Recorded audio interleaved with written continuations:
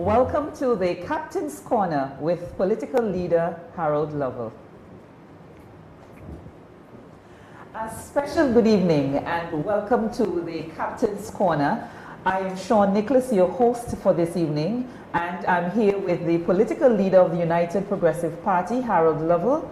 Good evening, Harold, and welcome. Well, I feel really energized here. I mean, this feels like, oh yeah, man, this is big time. Big time, okay. So yes, it is still the Captain's Corner. We're in a different location, a much better location, I must say. And we want to say thank you to all those behind the scene who, have really made this what it is. So yes, we are here with you. As you know, we've been off for a few weeks to host the political rallies, which we'll talk a little bit about. But we are here with you this evening to talk to the political leader. And you, of course, can send your comments via Facebook and your questions, and we'll be sure to have the political leader address them. So, Harold, your opening remarks. How are you? Well, I'm fine, and the momentum that is building in the country makes me feel very, very energized. Mm-hmm. We had a few rallies, and we'll get into that. But okay. I'm telling you, I'm feeling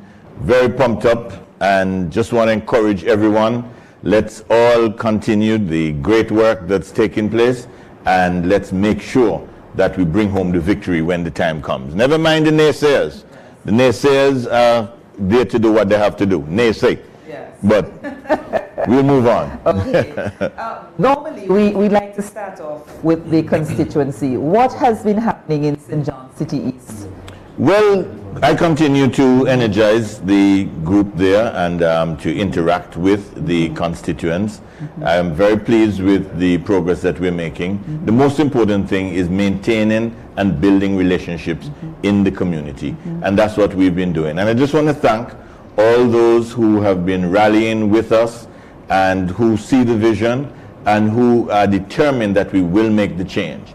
But amidst all of that, I have to say that we recently suffered a bereavement within the branch at St. John City East. And I just want to take the time to extend sincere sympathy, sincere condolences to the family of our late brother Samuel Matthew. We used to call him Uncle Sam. But he was a stalwart. He was 92 years old when he died. Okay. But I can tell you, he was one who carried the fight. I can remember when I first started to campaign in St. John City East in 1993. I had only just returned from England. And when we used to walk around, with the ladder and the pail with the flour and water, to put up your posters. So you have your ladder, you have your pail with your flour and your water, and it was a group of about 7 or 8 of us. And he was right there. So we're going to miss him because, notwithstanding his age, he remained a faithful member of the branch and a strong supporter of the party. Okay. Our condolences, of course, are in order. But as you talk about the constituency, I know all constituencies are being targeted, but the bullseye is on St. John City East. Without disclosing too much, what is it that you think you are doing to make sure that comes back into the column of the United Progressive Party? No, well, I know what it's like to win and I know what it's like to lose. And I know when I've got that winning feeling. And right now, I've got that winning feeling. I had that winning feeling in 2004 and I had it in 2009. And once again, I have it. And I am satisfied that so far, wherever my seat comes home to the UPP, the party is victorious at the polls. So we know that we're going to win in City East. So that certainly sends a clear signal that the party will be coming back to government at the next general election. Because City East always goes where the party goes. Okay, so City East, of course, we're looking for that to come back home. But the feeling, there's a euphoric feeling in the air. We have been having a number of political rallies. We've been having a lot of events, online events. What has been your general feedback in terms of all that has happened these past few weeks? Phenomenal, absolutely phenomenal. And I think our strategy is working. I'm very comfortable with the strategy that we have employed. Nobody knows when the election is going to be because we don't have fixed date elections. So it means that an election can be called at any time in the 5-year period. But the government, they obviously hold the cards in terms of when the election will be called. But we have structured our campaign so that we can be nimble, so we're ready at very short notice. We can go the middle distance or we can go the long haul. What we'll do, we'll pace ourselves. Yes. But the rally in Potters was amazing, and the support that came out really was very encouraging. And then, you know, we went over to Boland's, to Clear Hall. And again, Clear Hall was a phenomenal meeting. And we had, I mean, so much energy coming out of Clear Hall. And then in Boland's. And you know, what really made me feel very proud of the United Progressive Party in Boland's was that we went through a meeting, now within COVID regulations and within the protocols, being the first to do this type of event. But electricity came off and we powered through. Yes. Rain came down and we powered through. And we had a hugely successful political rally despite electricity outage and despite the rain that came down. I think that demonstrates the capacity of this organization, and it shows that we are right up there in terms of what needs to be done to demonstrate that we're a modern organization capable of holding events of the highest quality, regardless of the odds. Okay, well, very good. Well, I want us to spend some time tonight looking at the 2022 budget that just wrapped up in the lower house. First of all, I want to ask, what's your overall impression of the budget that was presented this year? My impression is a very bad impression, and I'm not going to mince any words there. I think it's a poor excuse, and it's getting worse and worse every year. One of the first things I want to call out this Prime Minister on is the fact that he uses the budget statement as a political platform. Now, I'm not so naive as to think that you're going to give a budget presentation and the politics will not be in there. I have delivered several budget presentations, and I know how to parry, and I know how to move. Because obviously, when you are presenting the budget, you are presenting the government's programs, and you want to make sure that in doing so, you explain very clearly why the party is the better option for the people of Antigua and Barbuda. However, there's one thing that I consider to be absolutely inexcusable. There can be no basis on which a government, and especially a Minister of Finance, can come to the people with false statistics. False statistics, that's unacceptable. I'm going to show you, for example. I brought these, right? When I was Minister of Finance, and following on from when Dr. Cort was there, when we came to the people with a solid presentation. When you go through this, you'll find graphs, you'll find bars, you'll find all the stats. Data that you can rely on. And prepared in accordance with all the rules and all the laws by the Budget Office, by the Debt Management Unit. All of these are departments within the ministry that the UPP streamlined, established, made sure that we did things professionally. When we got in, the whole thing was just totally disorganized. You had good people, but a bad system. We were able to put proper systems in place. So when you got a budget, this was 2012, you may not agree with what we're saying. You may not agree. However, when you look at it, you can rely on the numbers. You can rely on the numbers, and that's very important. You must be able, anybody must be able to take up the statement of the Minister of Finance for any country, and they must be able to rely on the statistics. Now, this Prime Minister delivered a budget, and the amount of wrong numbers and wrong data, deliberately misleading people, I think that is unpardonable. Because when you go to, you know, anybody asks, where's the budget presentation? Where's the statement? They must be able to say, okay, fine. If he says 10%, it's 10%. Now, one of the things I found, for example, on page 3 of his budget, that's one of the things that jumps out at me, is that the economy in 1 year, that was in the year 2020, declined by 20%. Last year, the economy grew by what the ECC initially had published as 1% or 1.79%, and they subsequently went and adjusted it to 5%. Okay. The point I'm making is this. If you get negative 20, the economy declined by 20% in 2020, and the next year you grow by 5%, that's negative 15, because negative 20 plus 5 is negative 15. That's, I mean, you have a son, I think, right? I'm sure if you give him that, he can work that out.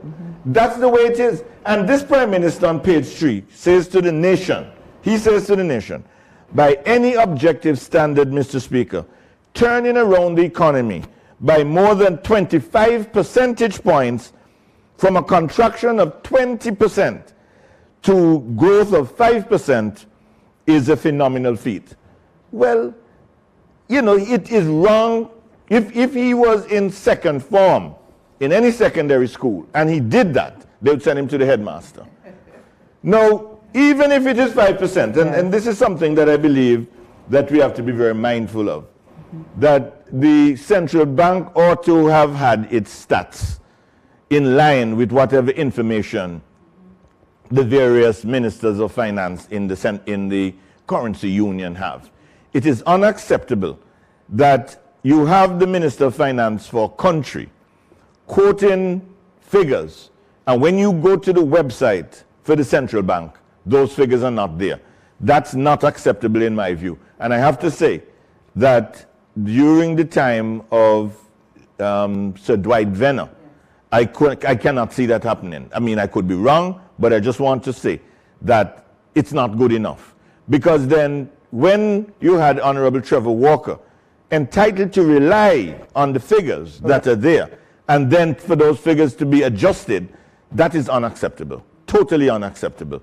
But I'm just saying in any event that this way in which the Prime Minister is telling this, just completely spinning the truth, talking about a 25% turnaround, where there's no 25% turnaround.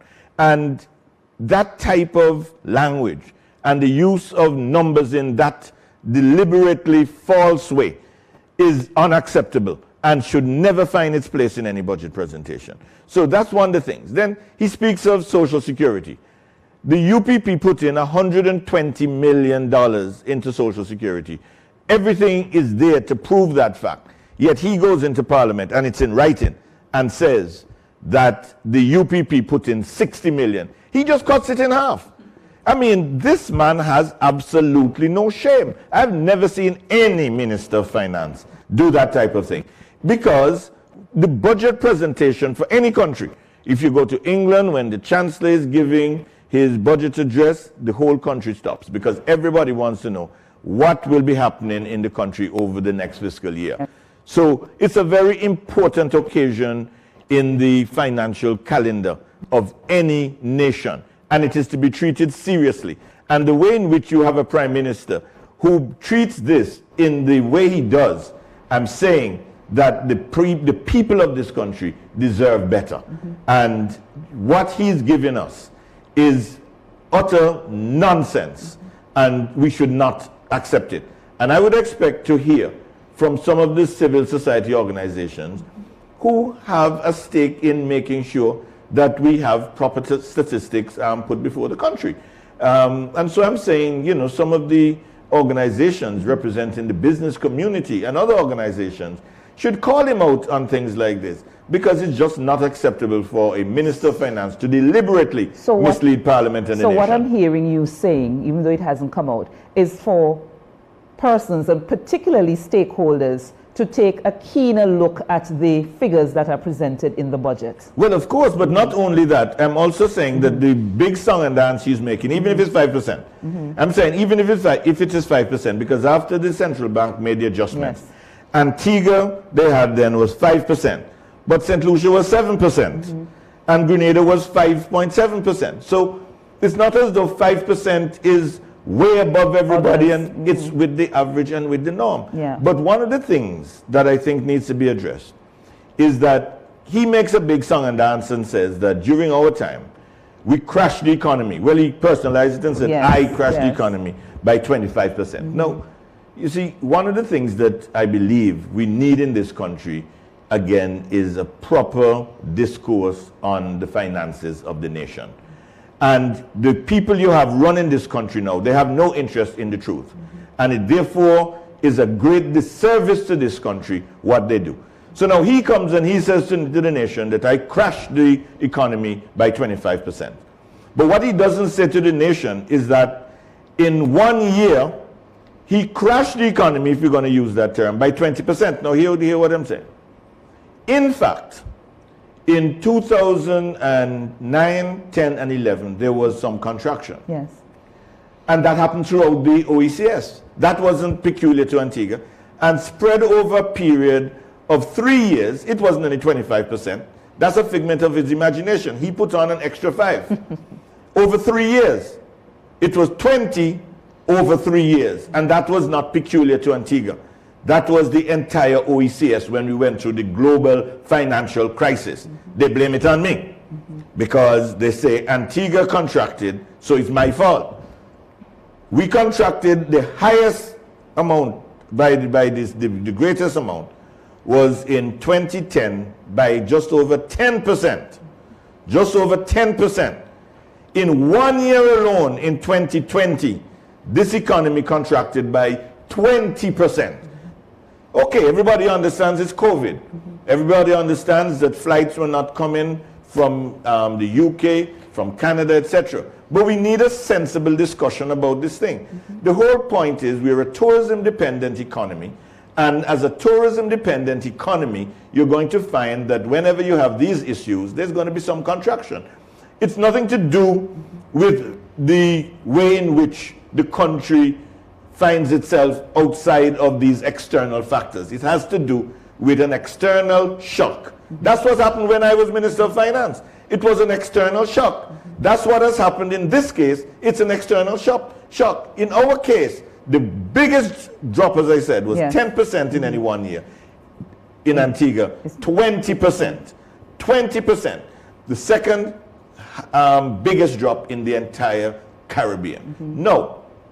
If that is the case, where we suffered that type of decline in 1 year, why isn't he now taking responsibility and saying he crashed the economy by 20% in 1 year? The fact is, and as I said, I don't want to take any cheap points. The fact is we're a tourism-dependent economy. It happened to the UPP when we were in office because of the global crisis. There was a tremendous amount of uncertainty. There was a cutback in investment all over the world. It wasn't UPP's fault, and it certainly wasn't Harold Lover's fault. And we need to begin to recognize that their whole narrative is built around a lie. And we must begin to show the basis on which these things happen and have a clear understanding and raise the level of discussion so that we all understand the nature of our economy. And when you have these external shocks, it's going to lead to some contraction. That's what happened. You say all that, and it causes me now to think, because I want to talk about some of the points that came out of the budget presentation. But hearing you say that, and in terms of the actual figures or the data for Antigua and Barbuda where the economy is concerned, over the years we've been hearing the cry for the government to publish the Article 4 report of the IMF.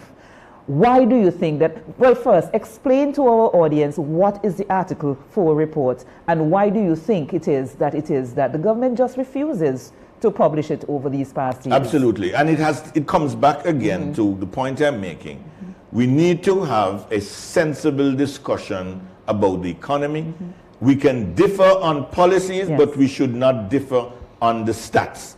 The stats are supposed to be treated as something that you don't meddle with. We must be able to say if it's 2%, it's 2%. If it's 20, it's 20. Not twisting and putting lies in. It is disgraceful what this Minister of Finance, Gaston Brown, has done. But the Article 4 now is a review that is conducted by the International Monetary Fund. The International Monetary Fund has something like 191 or 92 members. It's one of the largest international organizations. It's like the United Nations, where you have all these members who go to the General Assembly. With the IMF, it is an organization that previously, in the old days, and I hope you don't mind me going down memory lane just to explain a little bit, because I just want to give a little background. It has been in the news quite a bit. It has been in public discourse, but people need to understand the importance of it. So I just want to go down a bit to say, initially, when the IMF was formed in, I think it was about just sometime after the Second World War, the dominant countries of the IMF would have been the United Kingdom, France, mainly the European countries, because a lot of the countries in Africa, Asia, and the Caribbean at that time were colonies, so had no place at the table. What has happened in the last 20 or so years is that the BRICS country have emerged. By BRICS, we refer to, you're talking about China, you're talking about Russia, India. You're talking about India, you're talking about Brazil, you're talking about South Africa. Those are the countries that have emerged in the last 15 or 20 years.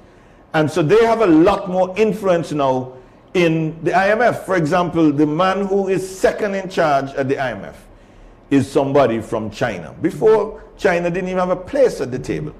So what you find now is that they conduct this review every year in all the different member states of the IMF.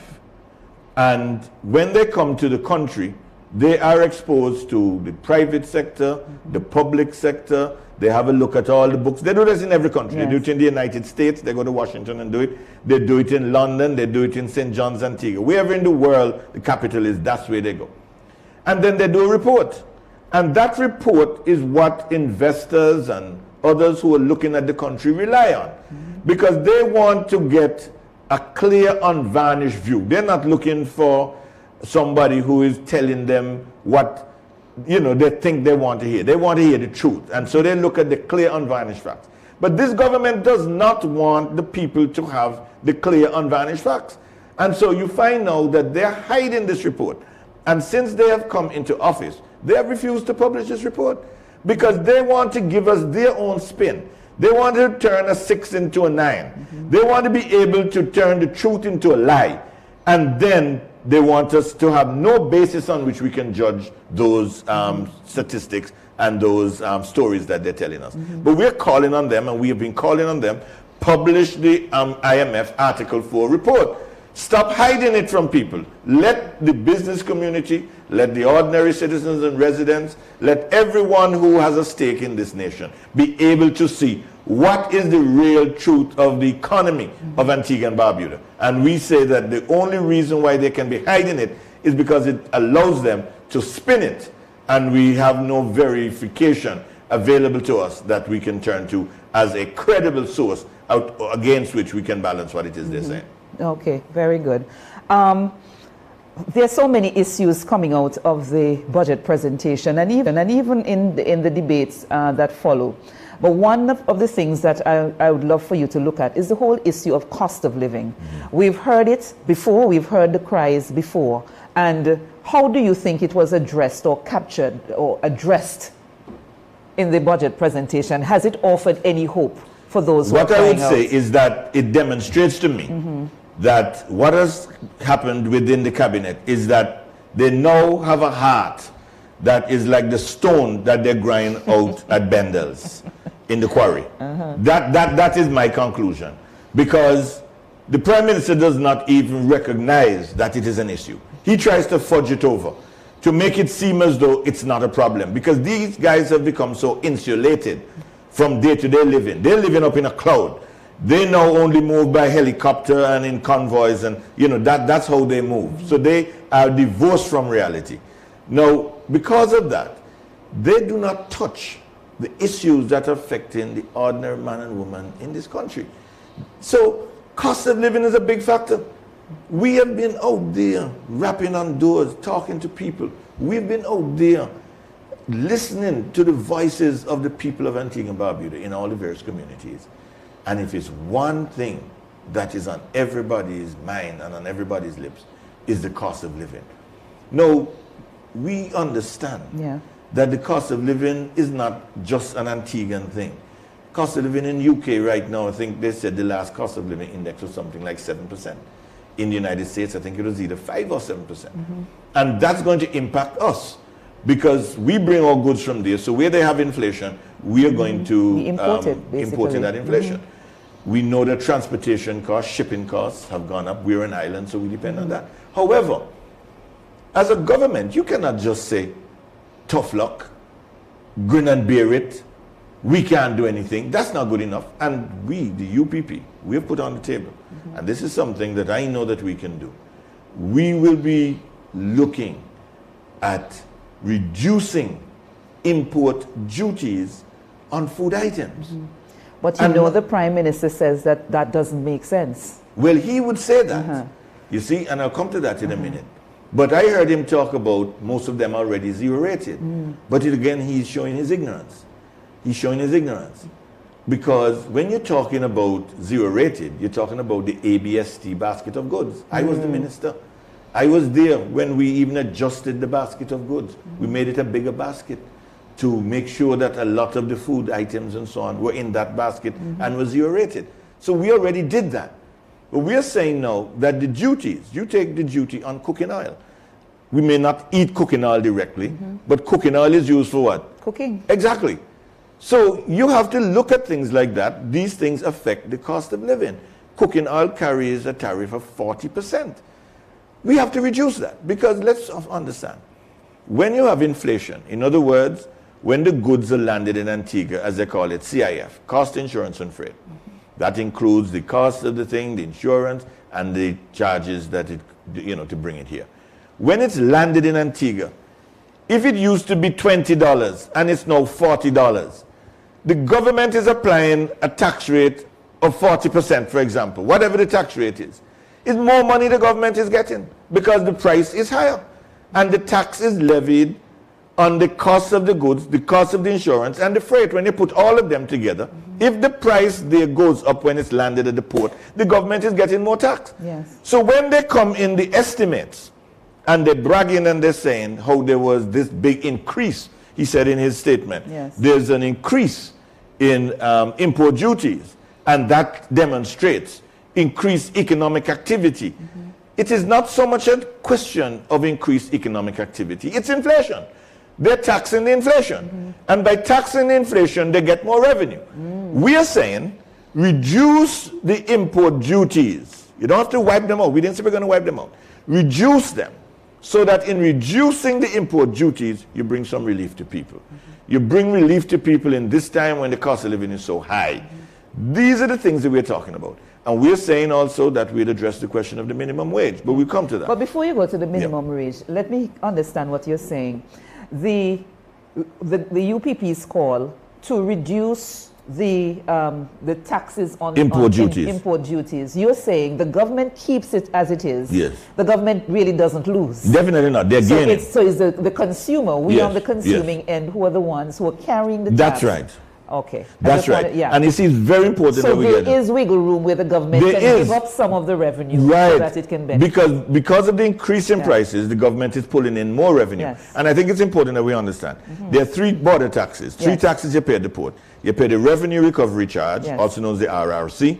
You pay import duties, and you pay the ABST. The ABST is 15%, the revenue recovery charge is 10%, and the import duties vary with the different items. Now, we weren't talking about the ABST or the revenue recovery charge. We're talking about the duty. And we say that you can reduce the duty, bring some relief to people, and the government would only be giving up some of the additional revenue that they'd be earning. And the same thing we said when we spoke about reducing the cost of the license fee for motor vehicles.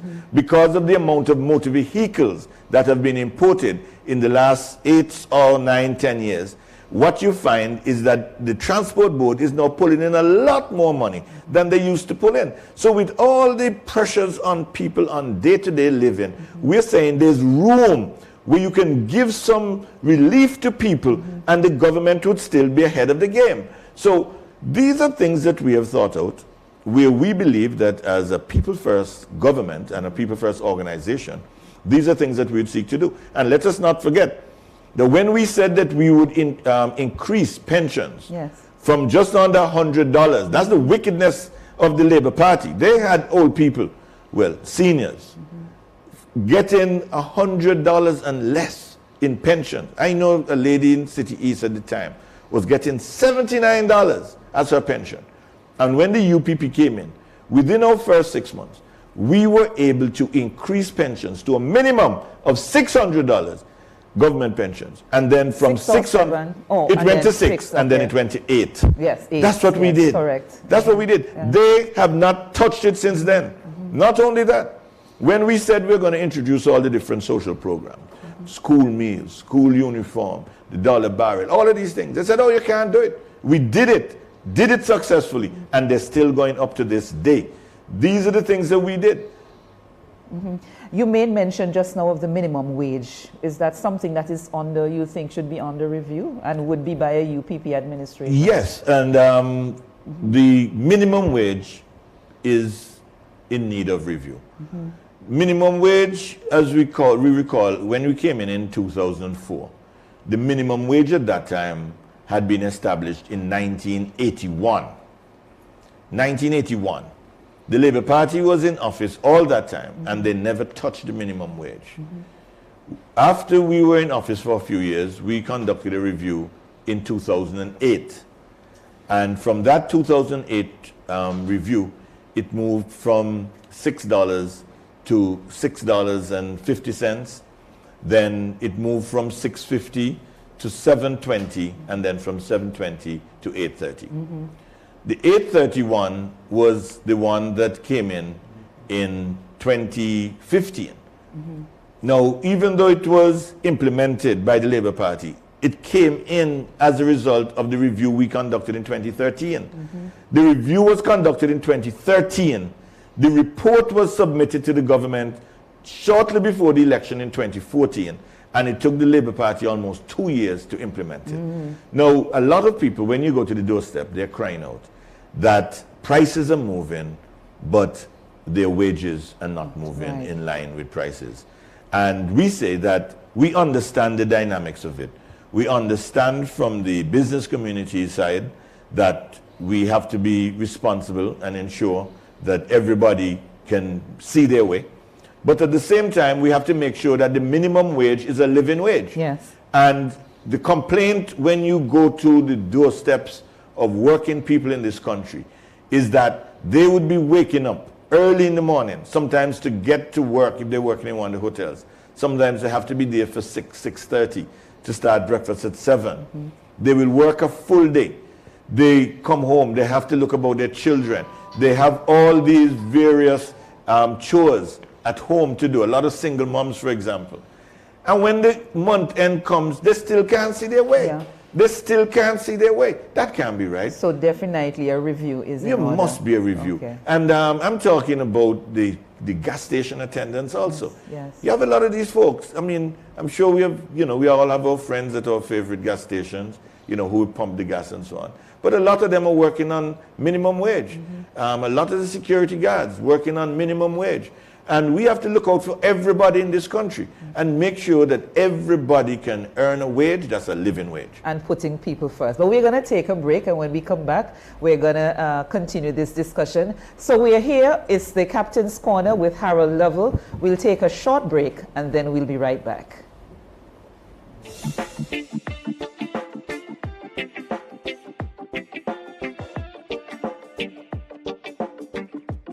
It's time to join the family at the People's Cooperative Credit Union Limited. We offer savings accounts, deposits, fixed deposits, loans, among other related services. You can even become a shareholder by purchasing a minimum of 50 shares at $5 per share. Membership is super easy and convenient. Just visit our newly opened credit union building on Upper Newgate Street, Monday to Fridays, 8:30 a.m. to 2 p.m. with proof of ID and address, along with $15 to cover registration and passbook. And you'll be set and on your way. For further information, call 462-8888 or 727-2285. People's Cooperative Credit Union Limited. Today, tomorrow, together.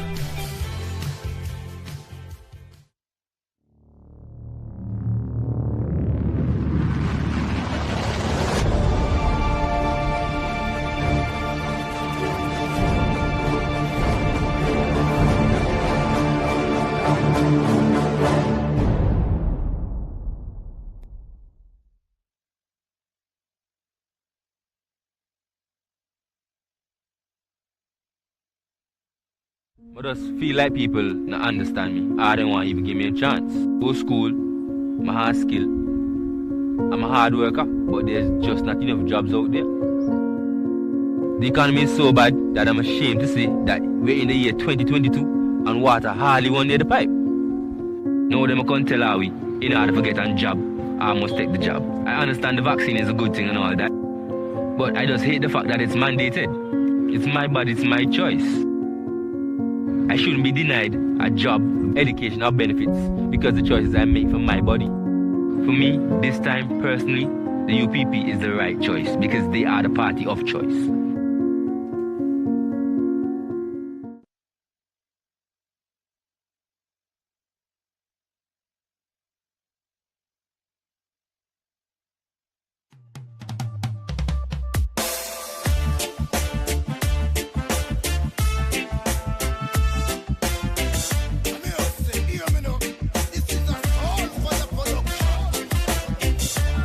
And we say welcome back to the Captain's Corner, quite an intense first half hour, and we'll be continuing our discussion here with the political leader Harold Lovell. But before I get to my next question, I want to say thank you to those of you who have been submitting your questions and your suggestions online, and there's one that I'd like to read for you, and if you could address, because it's in keeping with what you were just discussing.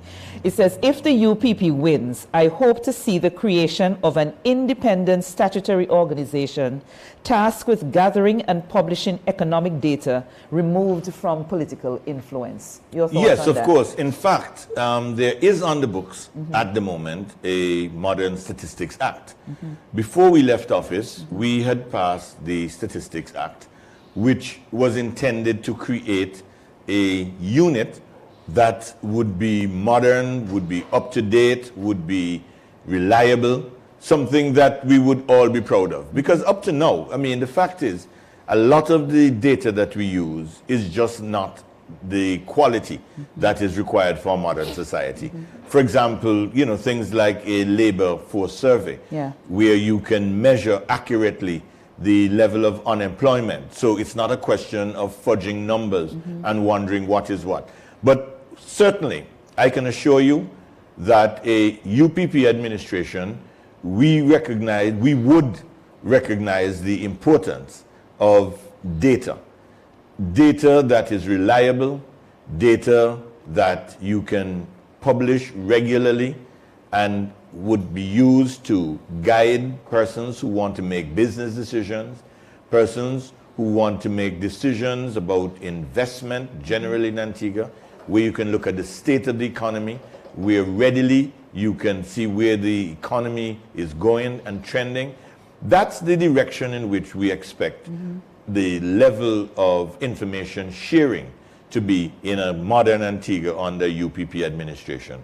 This is something that we started with the reforms that we carried out in the various agencies.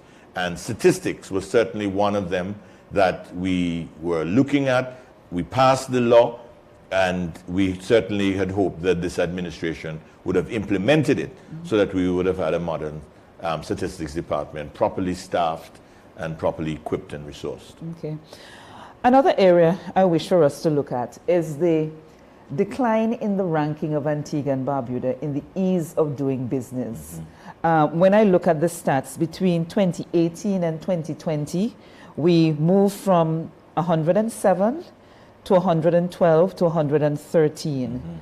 And I'm learning that at the end of the UPP term in 2014, Antigua and Barbuda, we were ranked at number 71. That's quite correct. You know, and that is another indicator of failure of this administration. All the talk you hear, they're talking, how they're clapping each other on the back, and they're saying to each other, the echo chamber. how great they are to each other. But of course, they say a fool is a king in his own paradise. So you find that, in fact, it is all fluff, all fluff. And it is something that we would certainly address as a government. But what is it you think that would have contributed to this rapid decline post-UPP administration? Because it has to do with the deterioration of the ease of doing business. And when I say it's all fluff, when they say they have investment coming here, it's the old way. Yes. The way that they used to do it in the past, the way that the world has turned its back on. When the United Progressive Party introduced the Antigua and Barbuda Investment Authority, the whole point was to have a one-stop shop. So that if you want to do business in Antigua, you go to one stop. You don't want to have to go to a minister. The minister is going to have to go through a lot of channels that you would not even want to go. There was the whole question of check your minister if you want to do an investment, to do anything. And in doing so, these were opportunities for corruption. And we wiped that out by the introduction of the investment authority. And these are the factors that come into play when you are looking at the ease of doing business. Yes. Can you go to one place and get your business fixed? Look, I'm so proud, see, that when I drive along Fries Hill Road, and I remember I spoke to a few of the business owners on Fries Hill Road during the UPP's time. You have the Bryson's office complex, you have Village Walk, all the way to the American University of Antigua. You have the Caribbean cinemas. You have the other places that have established along Fries Hill Road, the Golden Mile as we call it. Yes. These were facilitated by the Investment Authority. These are local people who are investing in the economy of Antigua and Barbuda. That's not happening today. That's not happening today. And so the ease of doing business, it has become more difficult to do business. Do you think it's the minister being central to everything, that you must check your minister to get everything and done? The whole system has been clogged up. Inefficiencies. You don't have the smoothness that we used to have. For example, one of the things that we had established, even within the Ministry of Finance, when we were ensuring that we wanted projects to move and that type of thing, we had a unit, the implementation unit, that worked closely with the investment authority. So the Ministry of the Finance and the Economy, but dealing mainly with the economy part of it, worked closely with the investment authority. And we had a few liaison officers who would make sure that things got done, iron out the kinks, making sure. So it's disgraceful that we have fallen from 71, a ranking of 71 when the UPP was there, to I think it's something like 114 today. And then we wonder why there's no investment coming to this country. Because the record of investment of the Labour Party administration is a record of dismal failure. Dismal failure. They can talk about Royalton Hotel, which was brought here under the UPP. They can talk about Hodges Bay Club, which was brought here under the UPP. But they can point to nothing that they have done since they have come to office in terms of real investment within the private sector. They will tell you that there's YIDA, which has been importing all of the material. I want to come to YIDA, so we'll come to that a little later on, because I want to go. But I want to go back to the whole discussion of the statistics as you were talking about earlier. And one of the things that the Prime Minister said, or Minister of Finance said in his presentation, was the whole issue of the tax to GDP ratio. He says Antigua and Barbuda currently has the lowest tax to GDP ratio. How do you feel about that?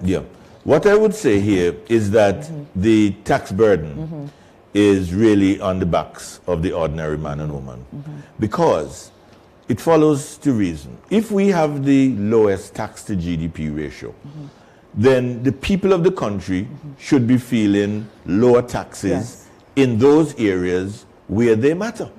So when you go to the pump at the gas station, you should be feeling the price, which should be at a level that should be lower than everywhere else, since we're supposed to have the lowest tax to GDP ratio. You heard the Prime Minister boasting recently about how much money they're collecting at the pump in terms of taxes. And you know, it's amazing that when the price of oil went way down, you had this government collecting $7 and $8 per gallon.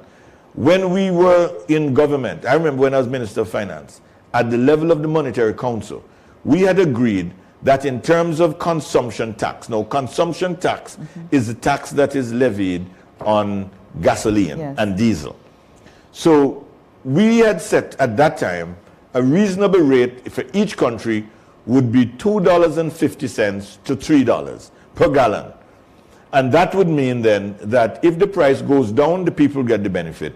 And if the prices were to go up, then you would take it to a level that you would consider to be reasonable.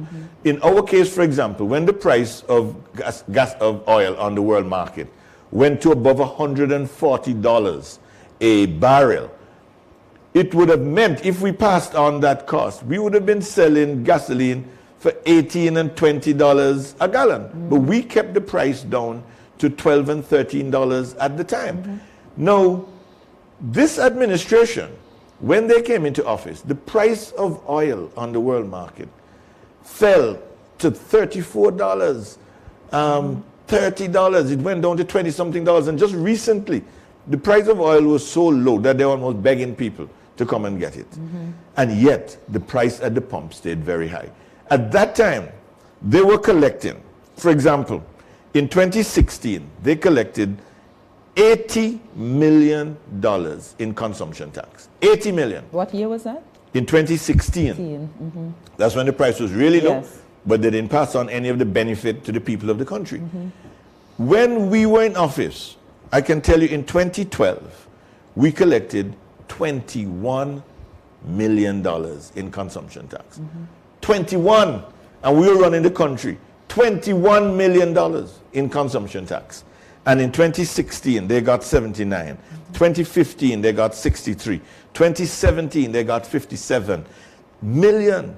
We were at 21 million. In 2013, 23 million. Less than 50%. 23 million. That's how much we got in 2013. That was our last full year in office. And then they complained. And we were able to run the country by passing on the benefit to the people so that the people didn't feel the real squeeze with the price increase. So I want to point to things like that to show the difference in the way that we operated compared to how the Labour Party operates. Because I am thinking in terms of when we're talking about GDP growth, the Prime Minister said, oh yes, we have the YIDA project, which was where you were going. We have the expansion of the port. We have the construction of the Chinese embassy. But how much of those projects, the revenues from those projects, are we feeling? How much is going into the Treasury and for that, us to and talk that about is the point. talk about the growth? That is the point. Because you see, when you talk about GDP, sometimes I want people to just demystify all these things. Some people hear GDP and immediately they start to say, oh, GD who? GDP. Explain it. Look, GDP is just your gross domestic product. And what is gross domestic product? That's just the total amount of goods and services produced in a country at any time. So a big economy, you measure it in GDP, like trillions. A small economy like Antigua, our GDP is a roughly 4 billion EC dollars. So that's about the size of our economy, 4 billion EC dollars. Now, when you talk about growth or contraction, it's growing over and above that particular amount. Now, the goods and services produced in Antigua over the last 2 or 3 years have been mainly the Chinese embassy, where they've brought in a lot of equipment and material, and there's been a lot of construction activity. The YIDA people, who have been bringing in again a lot of their materials and employing their people, and at the harbor, where they've also had to bring in a lot of heavy equipment for the construction of the harbor. Now, those things amount to expenditure in the economy, but not expenditure that benefits the economy, if you get what I mean. So they're bringing in all these things at the port. So when you go to the port, you will see how many tons of cement, how many tons of aggregate moved, or how many tons of these different things. But who's getting the benefit? The people are not getting the benefit. So when you talk about growth, real growth, and the growth that as a UPP administration we would want to promote is growth in small businesses, growth in the local business sector, growth where persons can have businesses and the businesses can flourish, and where you implement policies that are going to assist local businesses to get up. Now, during the pandemic, one of the main reasons why you had that heavy contraction in the economy, it wasn't contraction at YIDA, at the Chinese embassy at the port. It was contraction within the local economy, among indigenous businesses. And what a budget at this time should have been seeking to do is to introduce programs, introduce incentive legislation in order to make investing in the local economy easier for local people. It should have been putting in place realistic measures to assist young entrepreneurs who are coming up, assisting them to stay afloat, bringing young accountants into the picture, helping our young investors who want to make a success of their business. Now, for all the money that they have set aside for the Entrepreneurial Development Fund, according to the latest statistics, it's something like 2 or 3 million that has actually been disbursed. That shows the program is not working. The program is not working, because if you can in 4 years disperse only $2 or $3 million to young upcoming entrepreneurs, then you're not helping anybody. You're not doing anything meaningful to help anybody. We're the incubator programs. We're not talking about more money now. We're talking about programs to benefit young people. We're the incubators. We're the programs to set up space so that we can get information technology projects moving, so that we can really launch into the digital age, place our young people in that type of environment. That's not money, that's ideas. That's intellectual capital that must be invested. And so at this time in our history, we need a budget that does not only look at money in terms of investment. It looks at the investment of intellectual capital. Intellectual capital that can flourish, allow our young people to go to the next level. We did it before.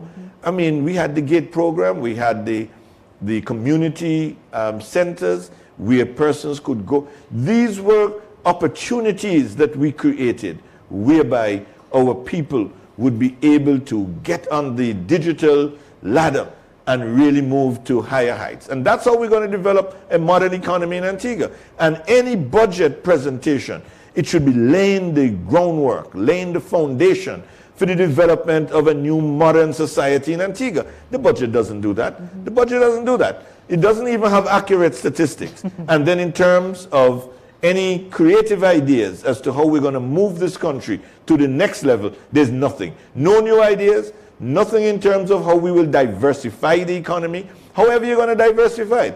Whether they want to diversify into financial services, whatever the area of diversification, there should be some clear indication, either through new legislation or new programs that are being introduced in order to get these things on the road. Okay, very good.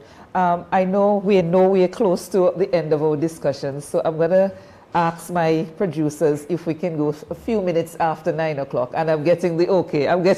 So just to let our listeners and viewers know, we'll be going past 9 o'clock. We'll take a break at 9 and then we will continue. But I want us to start the discussion on the CIP. And the reason I say that, the Prime Minister is quoted as saying that more and more people are coming forward to become citizens through investments. Yeah. Let's hear your take on that. More and more people are coming forward, yes, but I would have liked it if more and more people were coming forward at the rate that had originally been set. I mean, the program that we designed was a program where we expected Antigua to maintain its reputation as a destination of high value. Antigua and Barbuda, we did not design our program so that we would have our passports in a bargain basement fire sale.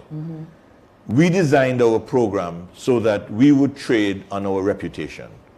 We would trade on Antigua as an island that has the modern amenities, that has up-to-date legislation, that has integrity laws and good governance, where people want to invest because this is the type of destination that would be attractive to good, clean investors. Now, they have failed. When we left office, it was intended that the National Development Fund would indeed be a development fund. We had set up a board for the development fund. It was headed by Mr. Spencer, who is now the manager of ECAB. At that time, he was the head of that board. And the whole purpose of that board was that it would fund development projects for young Antiguans and Barbudans. So, for example, you're a young entrepreneur, you're going into business, this is the fund, the development fund for you. And they would help you to develop your projects, helping to build that local entrepreneur class of persons who are prepared to take the risk, but they have a government standing by their side with a development fund for the development of small business enterprises and for modern digital enterprises in Antigua. That's how we saw it. The development fund at the time was to have been 300,000 US, and then it was put at 250,000 US, and then it has just been a downward slide since then. And now, with what they've offered the people with the Western Imperial Economic Zone, it's something like $45 US. I mean, 45,000. 45,000 US dollars. So they've now brought our passport to the point where it's literally valueless. And it's as though our destination is no longer a place that we try to trade on our reputation. They have destroyed our reputation. And so it's now a question where they're just going to the person who is prepared to pay the cheapest price in order to get Antiguan citizenship. That's not good. And I can give the assurance that a UPP administration will certainly review the policies of the Citizenship by Investment program. We understand the importance of the program. It is the UPP who introduced that program. And therefore, we know that it's a program that can bring benefit to Antigua. But it must be reviewed. And we will conduct a full audit and review within the first 100 days of a UPP administration to ensure that the reputation of Antigua and Barbuda is protected and that we get the best benefits for the people. And we will make sure that the development fund, the National Development Fund, to which these contributions are made, that will indeed be a development fund. And our young people can look forward to those funds being utilized constructively to help us to build the young business people in this nation. Okay, we're going to take a break, but when we come back, I want to go back to the WISE's citizenship by investment under the WISE's agreement. But we're going to take a short commercial break, and then we'll be right back.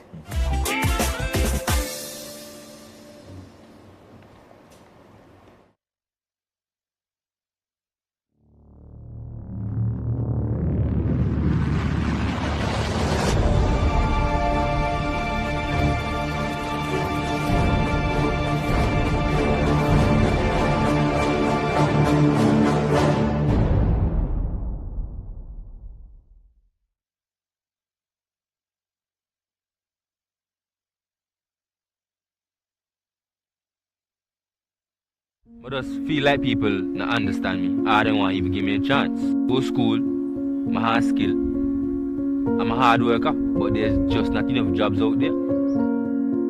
The economy is so bad that I'm ashamed to say that we're in the year 2022 and water hardly one near the pipe. Now them can't tell how we, in order to get a job, I must take the job. I understand the vaccine is a good thing and all that, but I just hate the fact that it's mandated. It's my body, it's my choice.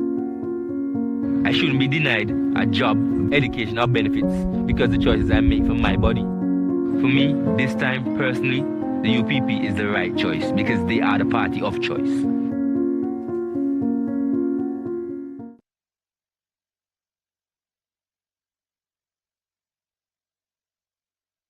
It's time to join the family at the People's Cooperative Credit Union Limited. We offer savings accounts, deposits, fixed deposits, loans, among other related services.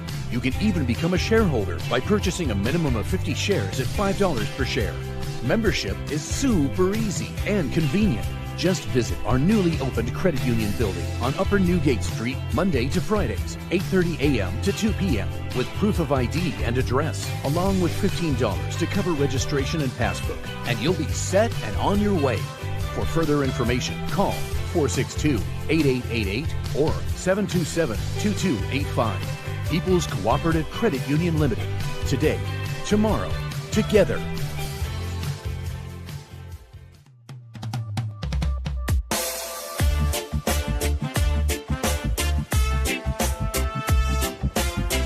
And we say welcome back to the Captain's Corner with Harold Love and Sean Nicholas, your host.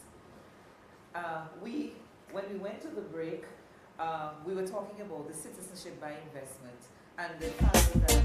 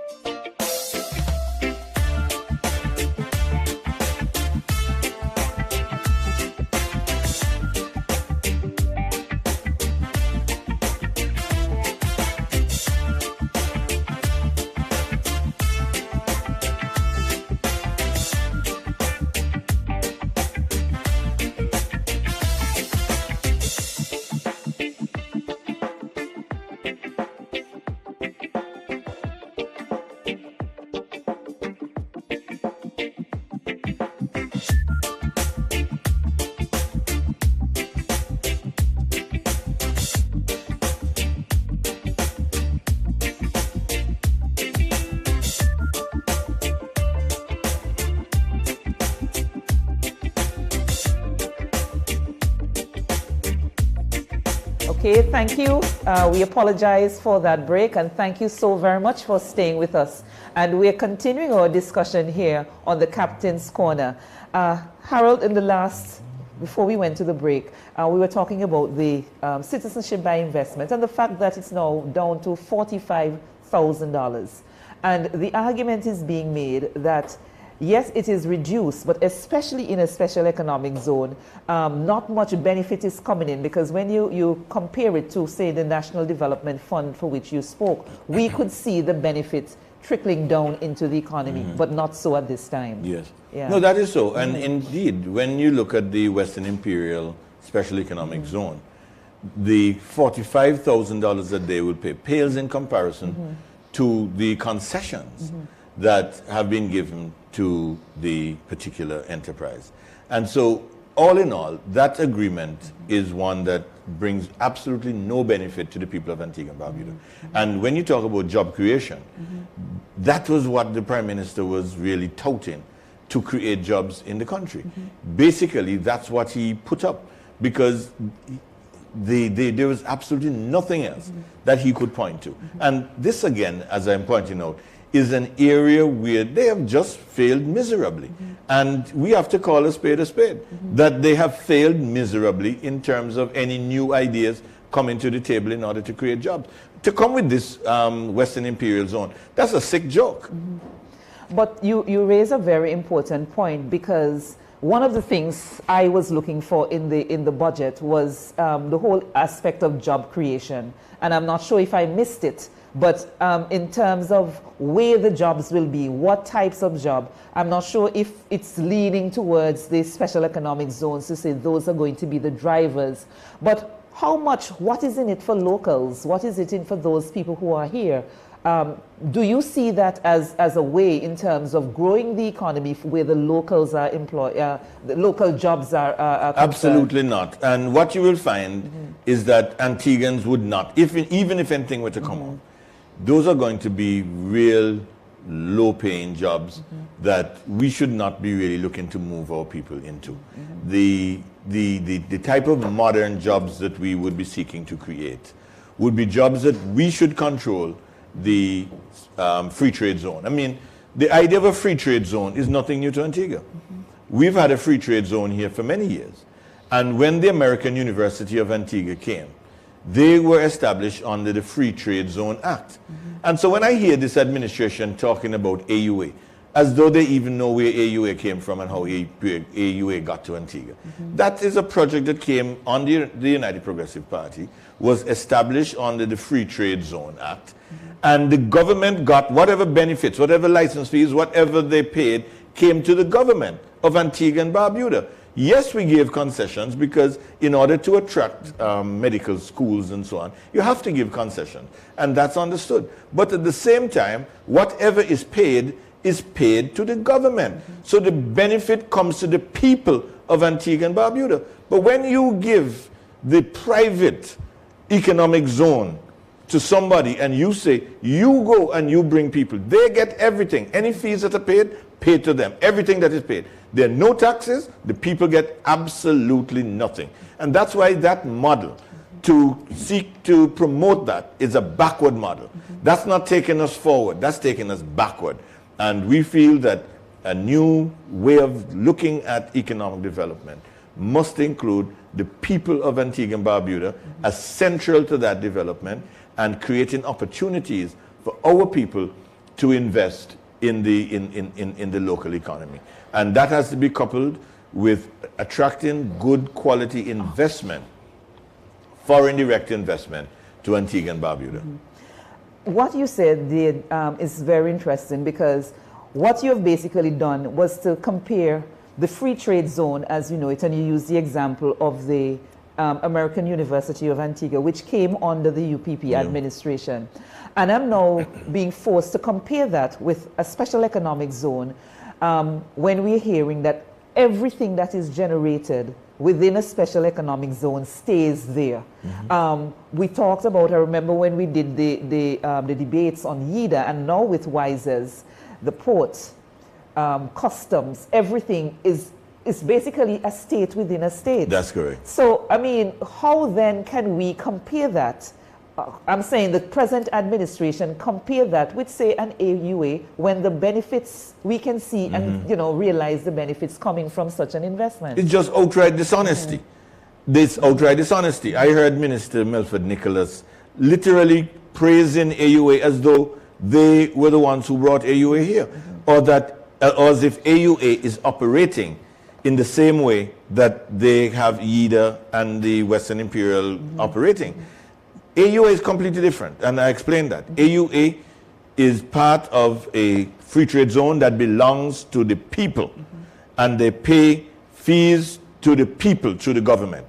This private one that they have, if they were bringing anybody here, whatever they paid would go to the owners of that. We would get nothing, and they would pay nothing. It's a recipe for disaster, and it is indicative of the failed policies of the Labour Party administration.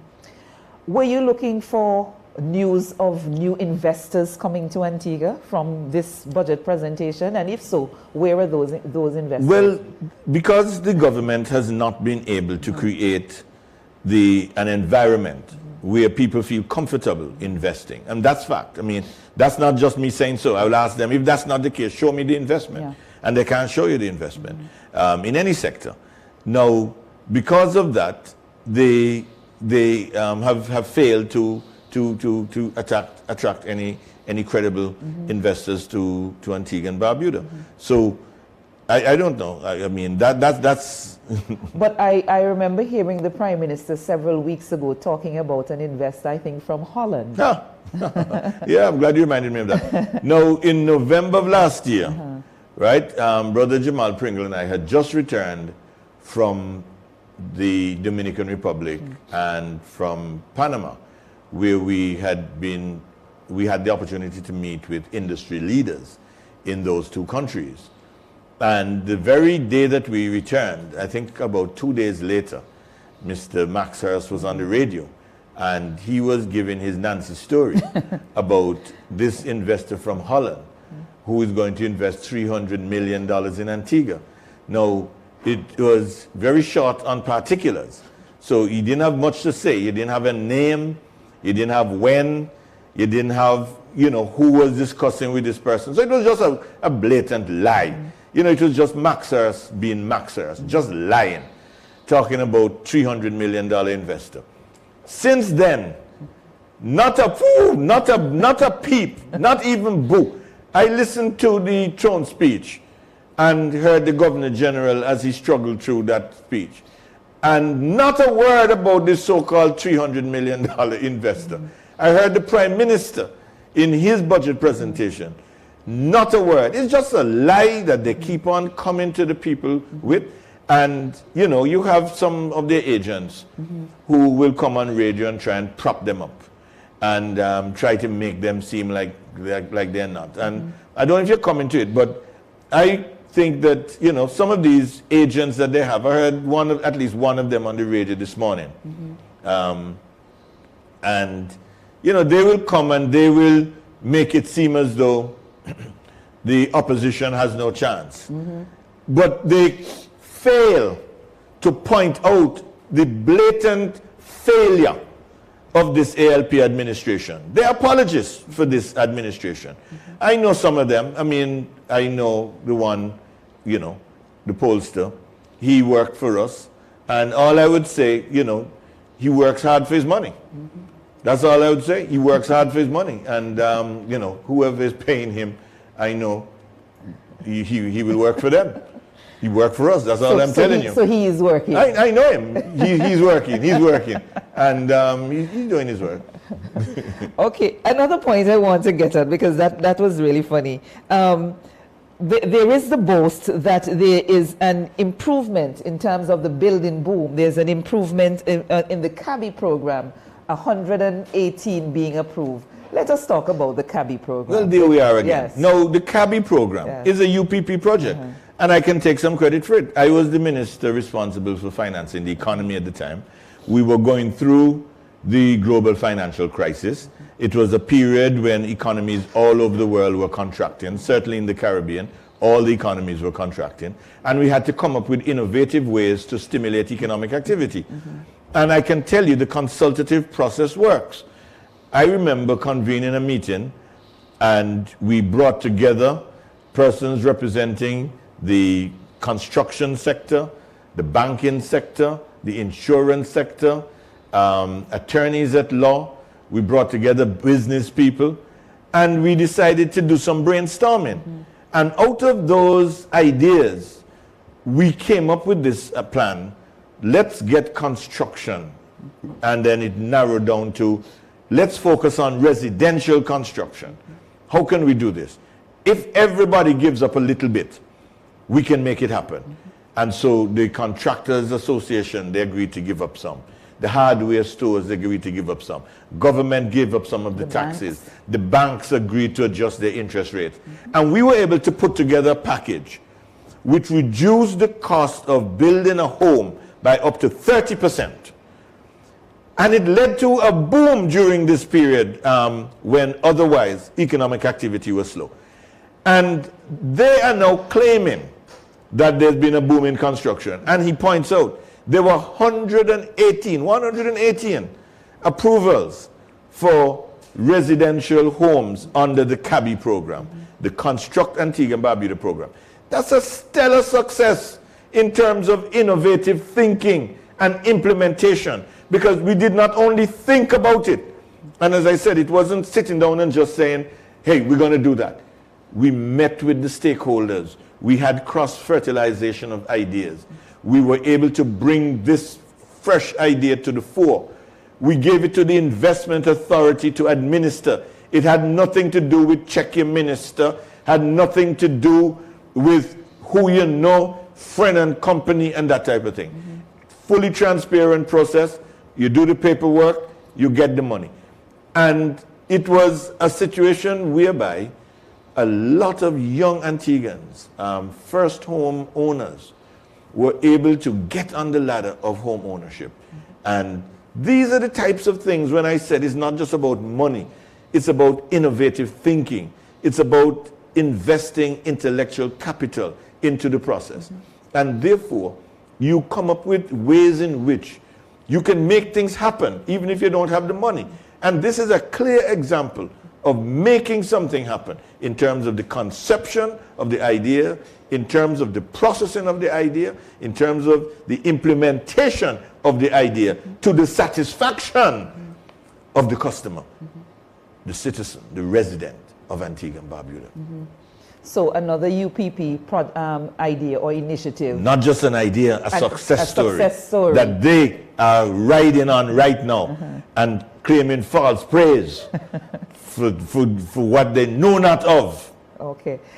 With the continued success, and I put it that way, of the CABI, the Construct Antigua and Barbuda initiative, are you hopeful? Well, the time is almost up. But let me rephrase that, because I want to go back to the investment authority, because I think under this administration, the body was almost emasculated. It was just a mere shell of its former self.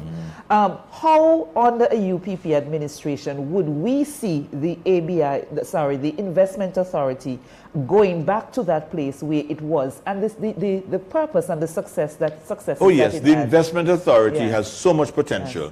If you want to do business in an upfront, transparent way. We have so many qualified young Antiguans and Barbudans who could work within the investment authority for the benefit of bringing businesses up. I was speaking to a group of young people the other day. In fact, you know, I don't want to call his name, but I was discussing with one of the young men in Antigua. He has a tire business, and he was telling me some of the difficulties that he was having. And I said to him, you know, the vision of the United Progressive Party is to make your business into a viable business. Giving you just enough money, maybe to buy a machine, where you're undercapitalized, is not going to help you. You're going to need real help. You need help to put your stock there, so that if anybody comes, they want to buy a tire, whether new or used, they can get it, because you have your stock, because you have a government that would have helped you in terms of that initial capital injection. You need to market yourself. People need to know where you are. You need to be in a place where you can market yourself. Eventually, our vision is that you can employ 3 people, 4 people, 5 people as a small, successful Antiguan and Barbudan entrepreneur. That is what the United Progressive Party means when we put on the table the YES program. Again, they're coming now. I hear them cogging. I think they call it the YEEP program or something. We already did that. We already put that in our 2018 manifesto. Plus, they have elements there that we introduced way back in 2012, or when we left office, it was still there. The EACH program. Yes. The program where we offered training in important skills, upholstery, in carpentry, in all of these various areas. These are things that we already have done. We have a track record. We've done it. And so what they're coming with now, these are ideas that we have already put on the table. And we would like to see, and we would have wanted to see in the budget, tangible programs that would have been helping our people in the business sector, bringing relief to our people, and showing our people that there can be a new way. Okay.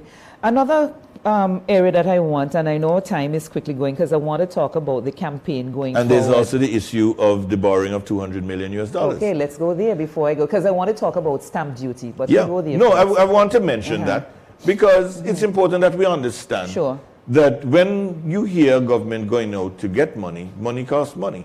To get money, you have to, you know, it's going to cost you money. And therefore, you try to get money at the lowest possible interest rate because that's the cost of money.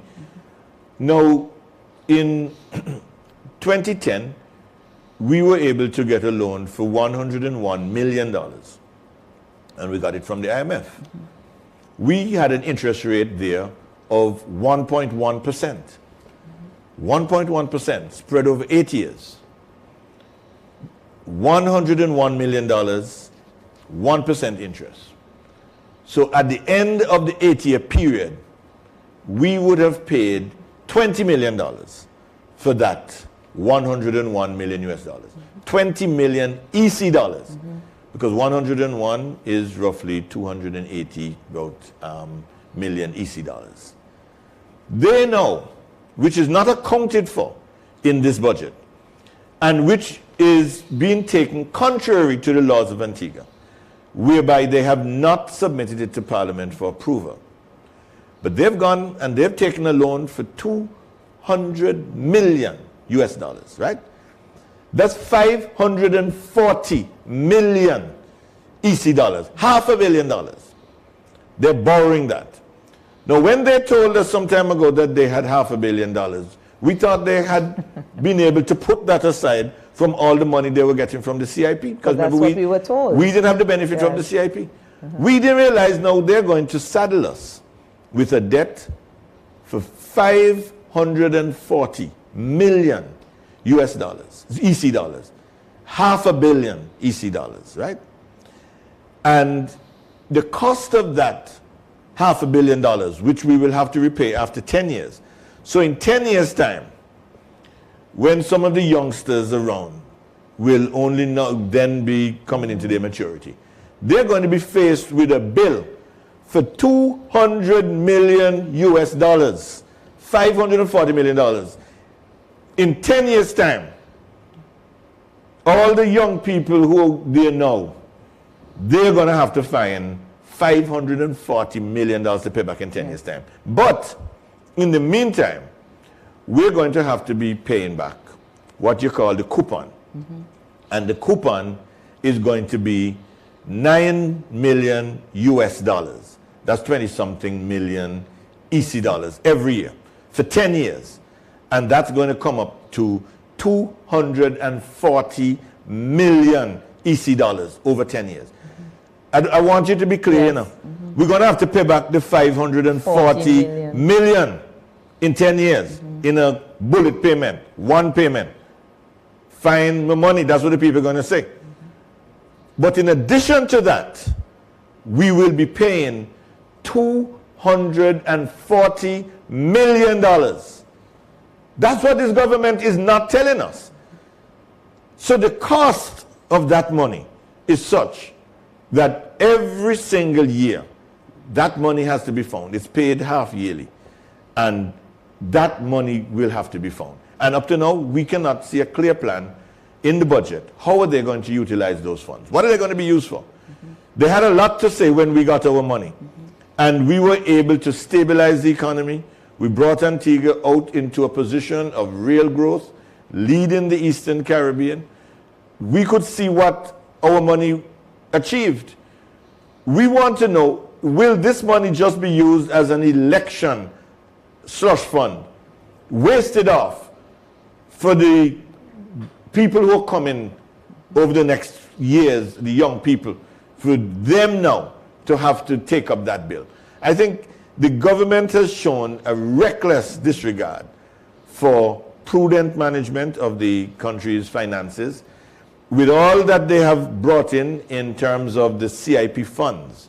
We didn't have the benefit of those funds. They're talking about a budget of how much is it? 1.6 million or something like that. Billion. Right?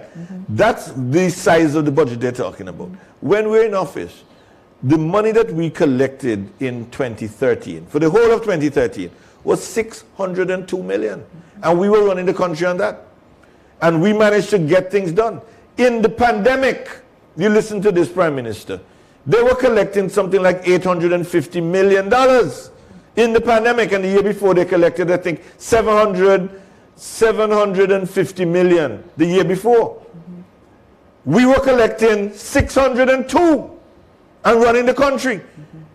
And they, even in the pandemic, that's what they were collecting, and they were complaining that because of the pandemic they didn't have enough money. But they had more money than we had even without the pandemic. And when we went through the global economic crisis, it was even worse. It was because we had put structures in place that allowed the finances of the country to be stabilized, for us to have a modern system. We modernized inland revenue, put them in new headquarters, made the Inland Revenue Department a modern department, carried out a lot of reforms, did a lot of training. We did the same thing at the Treasury. We did it down at the Customs, Audit Department. We created new premises for just about all of those agencies. Audit got fresh premises to operate from. The Treasury building started under us. You see them there now in the new digs. I was there with the groundbreaking. It was no ground faking. That was a real groundbreaking. It finished on the labor, but look at it now. That was the vision and conception of the United Progressive Party. Talk about the Treasury, Inland Revenue, as I said, Customs, all of these, modernize them. These are when you're talking about bringing the financial state of Antigua and Barbuda into the modern era, we did that. And the thing about it is that they have come in, and instead of saying thank you very much, they've tried to ridicule, they've said all the worst things they could. But if it wasn't for the United Progressive Party, they would not even be in a position that they're in at the moment. Okay. Our producers are being very kind to us. They're giving us some extra time.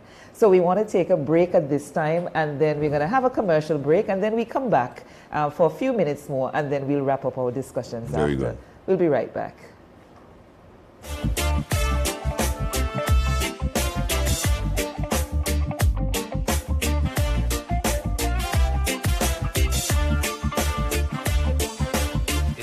Join the family at the People's Cooperative Credit Union Limited.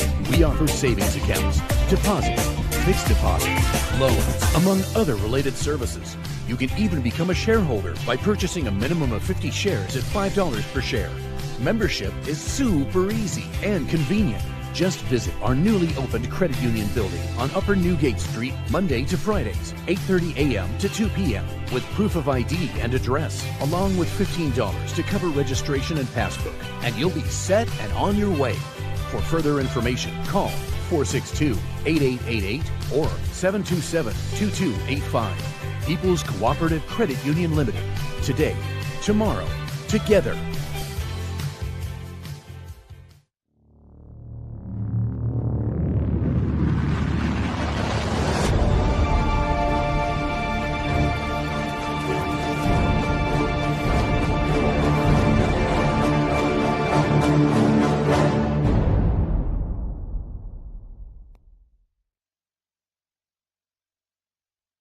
I just feel like people not understand me. I don't want even give me a chance.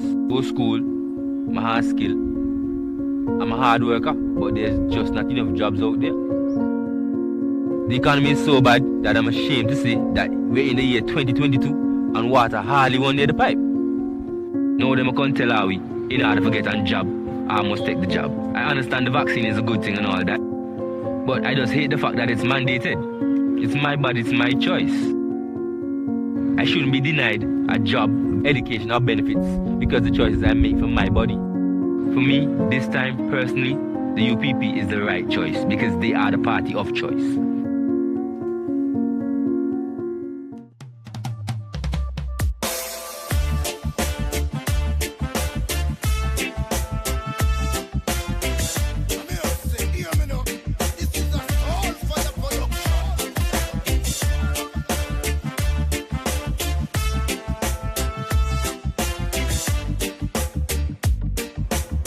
And we say welcome back to the Captain's Corner. We're on extra time, so we're going to make good use of the time. But Harold, we cannot be on a program such as this And one of the biggest issues affecting us in this country right now, you see it on social media, we live it, we hear it every day, the whole issue of water or the lack thereof. Yes. Let's talk about water. Yes, I am firmly of the view that the water problem can be solved.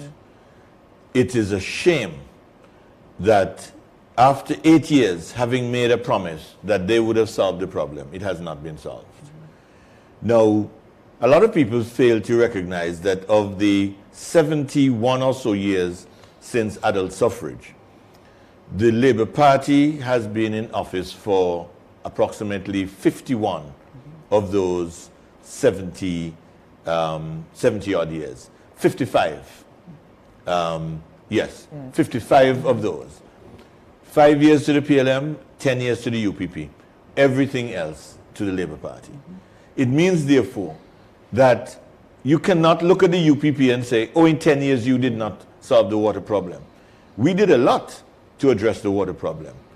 But this water problem has to be laid squarely at the feet of the Antigua Labour Party. The Labour Party, as I indicated, they have been in office for 55 years of the 70 years since adult suffrage. And what have they done with those 55 years? Now, during our time, we addressed the issue in several ways. The drought was coming upon us. If you remember the first few years of our administration, we had no water problems practically because there was a lot of rain. And as a result of the amount of rain that fell, in fact, a lot of people saying it was blessings. Because from the day either of or immediately after the election, we had a lot of rain. Man, people talking about blessings. Anyway, so we had a lot of surface water, and there weren't a lot of complaints about availability of water at the time. When the drought really set in, it was a few years before 2014, and we had already started to address that. We had installed 3 reverse osmosis plants by the time we had left government. 3. When they talk about reverse osmosis plants or RO plants, you would think that they're the only ones who have ever done anything about RO plants. We did 3, and we also did one in Barbuda. Now, that was an effort to begin to address the problem. But we have been discussing the whole question of water management. And going forward, if we're to solve this problem and solve it comprehensively, we have to look at water differently. And again, what you see in the budget, I would say, is too little too late. After 8 years, they're now scrambling, talking about they're going to get this plant here, that plant there. They're going to be producing how many million gallons. It's too late. They've been there for 8 years. It's too late. But what I'm saying, going forward, and what a UPP administration will seek to do, is address the water problem comprehensively. Just recently, I was in conversation with a huge, experienced water manager. I hope you won't mind me calling his name, but it's Robert Goodwin, the brother of Bruce Goodwin. Okay. He's a water engineer, not just local, not just regional, international, works for the United Nations. He's worked in the Pacific, he's worked in the Middle East, he's worked in Barbados, and the time has come for him to work in Antigua. And he's one of those people. And I know there's several others right within the organization of APUA as we have it today. And there are others who are in the diaspora, who want to help. The skills are there. There's no doubt about it. The skills are there. A government that is looking to really move Antigua into the modern era must have the capacity to bring those skills together in a synergy so that we can solve the water problem. And what I'm saying is this: water is too important a resource to remain a mere subset of the APUA. You see, the thinking behind water in APUA is thinking only of distribution. You distribute electricity, you distribute the telephone, the lines, you distribute water. But water is perhaps Antigua's most precious resource because of the fact that we suffer from periodic drought, and we're going to have to rely heavily on water from the sea. But it has to be managed, because we also have to look at other sources of water, underground water. That was my first job when I came back from university, working in the underground water department of the APUA. At that time, there was an underground water department. And we used to go to the wells in Delaps, Blubber Valley, Christian Valley, Brecknocks, all over the place. And you would participate in the drilling of the well, and the water would be extracted. Now, we can bring that to another level. Of course, the equipment would have to be modern equipment, but it has to be managed. That's the most important thing. It can be used for agriculture, it can be used for several other areas. It doesn't have to be used necessarily for consumption in the household. But we have to look at water holistically, in a comprehensive way. The harvesting of water, whether it be from underground, whether it from the ocean, whether it be from the surface, through ponds, etc. And now they are even harvesting from the air. Then we have to look at storage and make storage an issue that every Antiguan and Barbudan becomes involved in. So that the household is storing, industrial storage, every possible opportunity storage, storage in dams, storage in tanks. Speaking of which, under the UPP, we built several big tanks. There's one in Buckley's. I can see it every morning when I get up. And the Labour Party government has just not connected these tanks. But we have to look at storage in a serious way. We then have to look at the different uses and distribution to all the different industrial uses, in use for the hotel, use for domestic consumption, for agriculture, for all the different areas. That is an area that needs to be completely overhauled, and we treat water as a natural resource to be managed as a natural resource, which will have a properly staffed department whereby we address the problem. Anybody who's going to tell you as a politician, oh, I am going to fix it, right away. It can't work that way. The way we're going to fix it is to harness the pool of talent, the skills that are out there available, create the institutional infrastructure so that you have a whole department devoted to this natural resource. How we're going to source the water, manage it, distribute, and solve the problem once and for all. That is the pledge of a UPP administration, and that is the pledge of Harold Lovell. Should I be elected Prime Minister of this country, we can solve the water problem.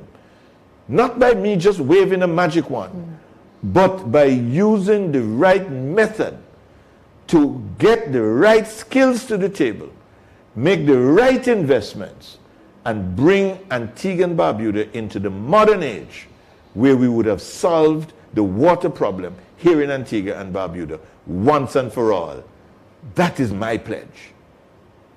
And that is very, very clear. So there's nothing else I can add to that. But there's also the question of jobs. People have been crying out. It's one of those things, just like water, people are saying, where are the jobs? Your response to that. And that is where the budget falls short again, because the government has no clue. Because their idea of job creation is to just get somebody to come in and say, we're going to create 800 jobs or whatever. They have failed. They have not been able to create jobs, as a result of which the public sector has ballooned. And we now absorb something like 65% of recurrent expenditure in wages and salaries. When you see a country spending 65% of its recurrent revenue in wages and salaries, you know that that's a country that has lost its way. They cannot have their supporters not working, because then people in Antigua are not working because they have failed to stimulate private sector investment. Private sector investment by local people being given incentives so that they can invest in the country. They feel comfortable. We did it. When we passed the Cricket World Cup Incentives Act, it was only Cricket World Cup used as the platform. The substance of that legislation was that we gave fiscal incentives, tax-free holidays, to local people, as a result of which we had more than 40 locally owned small hotels being constructed right here in Antigua and Barbuda. That's how you stimulate local investment. And at that time, you couldn't find a carpenter, you couldn't find a mason, you couldn't find a brick, a tile layer, because everybody was working. We did that by creating employment, not only local investment, but we had foreign direct investment. Sandals we had going at the time. We had expansion at Blue Waters, expansion at St. James's Club, expansion at Galley Bay. Hermitage was built. Sugar Ridge was built. Veranda was built. I mean, these are the things that happened. And, you know, if you want to say blowing my trumpet, what they call the thing in that they make the noise, vuvuzela, the vuvuzela, right? I'm going to blow my horn. I was Minister of Tourism when those developments took place. I know what it took to get those projects going. Right. I interfaced directly and through the Investment Authority as it was just coming into being at that time. But we had a unit that was set up. And that unit had in Mr. Cartwright Marshall and Miss Rachel Collis. And they were the facilitators and really got that project going with all the small hotels and facilitated a lot of the other ones. I'm just saying, we've done it before. We have the strategy. That's how you create jobs. We created hundreds of jobs in construction and then in the hotel sector as a result of good policies of our administration at that time. I am feeling the excitement, and I know our audience, the members of the audience are too.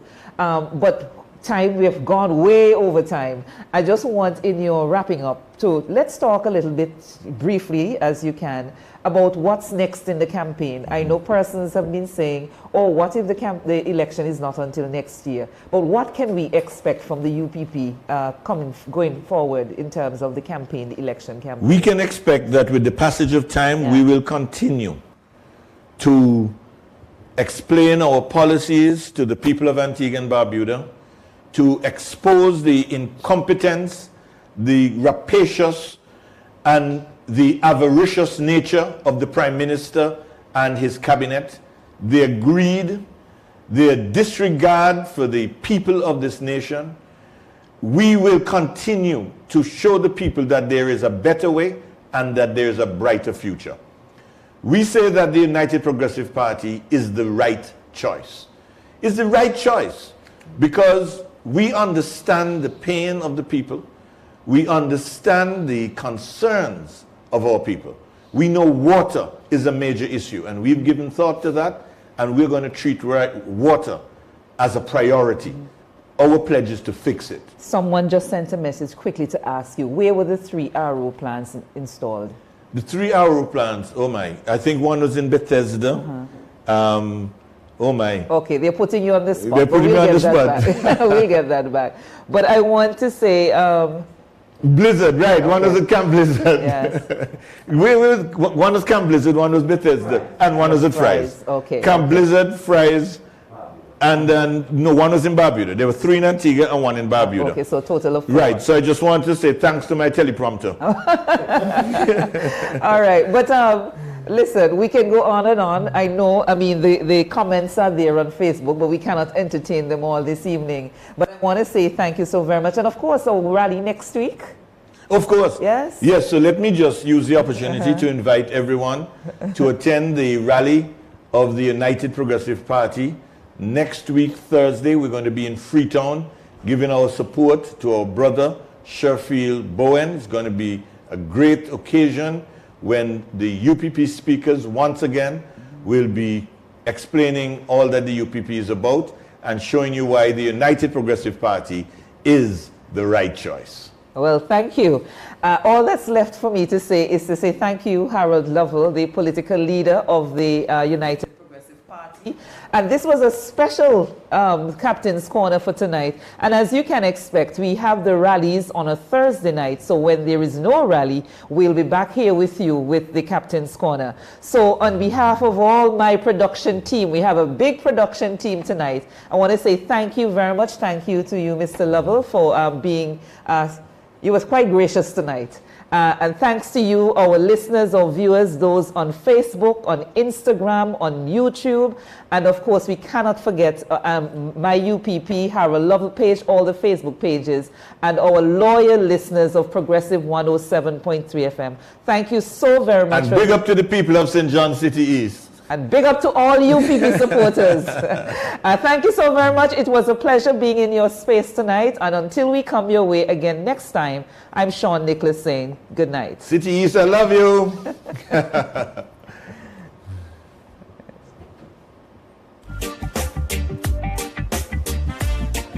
Okay. Thank you. Okay. Yeah, that was good. That was good. Oh, it was great. I'm sorry. Well, I'm a hard marker. Very good. What does Mr. Brand?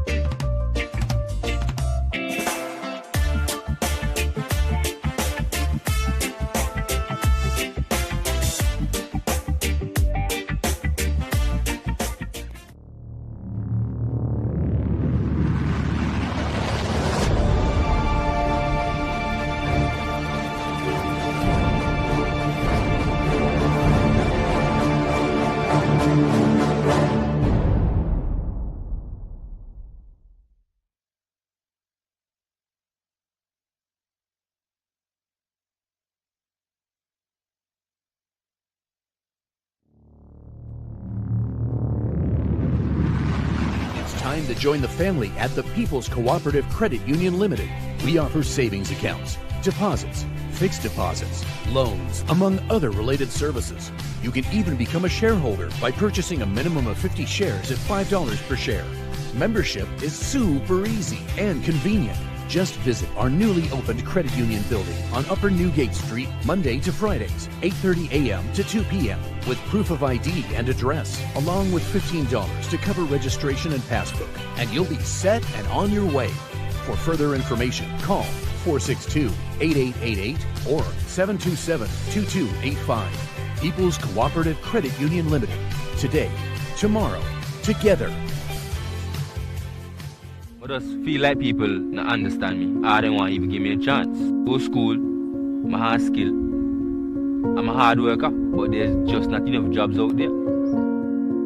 The economy is so bad that I'm ashamed to say that we're in the year 2022 and water hardly one near the pipe. Now them can't tell how we, in order to get a job, I must take the job. I understand the vaccine is a good thing and all that, but I just hate the fact that it's mandated. It's my body, it's my choice. I shouldn't be denied a job, education or benefits because the choices I make for my body. For me, this time, personally, the UPP is the right choice because they are the party of choice.